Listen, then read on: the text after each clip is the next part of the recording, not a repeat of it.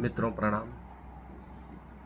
हम जीवन में हर समय अपना समय वेस्ट करते हैं, बर्बाद करते हैं। हमारे जीवन का मूल क्या है, हमारे जीवन का मूल उद्देश्य क्या है, यह हम नहीं जानते। इसलिए हमारा मन सब तरफ भटकता रहता है, जहाँ कहीं लगाने को करता है और उसमें हमारा अत्यंत समय बर्बाद हो रहा है। हमारे जीवन का उद्देश्य क्या है, हम क्यों इस धरा पर आए हैं, इस पृथ्वी पर आए हैं।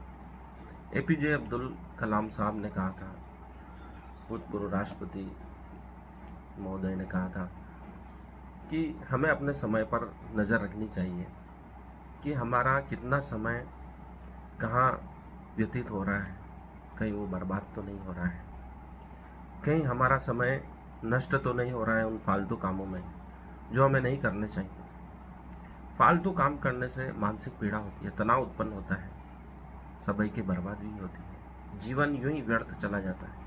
जो महत्वपूर्ण कार्य है हम नहीं कर पाते हैं और पीछे पछताते हैं। इसलिए कहा गया, काल करे सो आज कर, आज करे सो अब, बहुरी करेगा कब। इस प्रकार जो कल के काम हैं हमें आज कर लेने चाहिए, क्योंकि समय लगातार बीत रहा है और महत्वपूर्ण कार्य की सूची बनाकर जो सबसे महत्वपूर्ण है उसको पहले हमें पूरा करना चाहिए।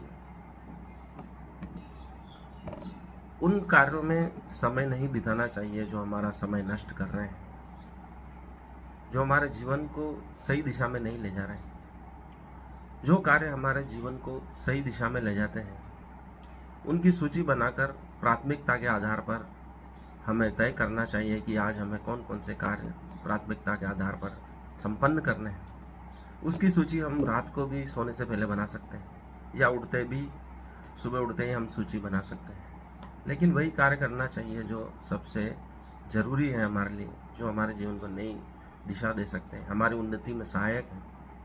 जो हमारी अवनति करते हैं वे कार्य हमें बंद कर देना चाहिए। समय जो हमारा बर्बाद हो रहा है उसको रोक देना चाहिए। इसलिए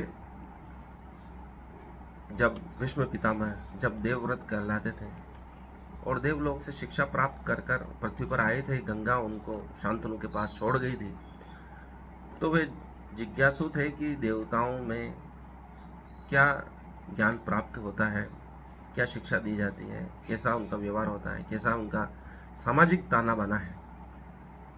तो उन्होंने पूछा कि बृहस्पति ऋषि ने क्या सिखाया। तो भीष्म पितामह ने कहा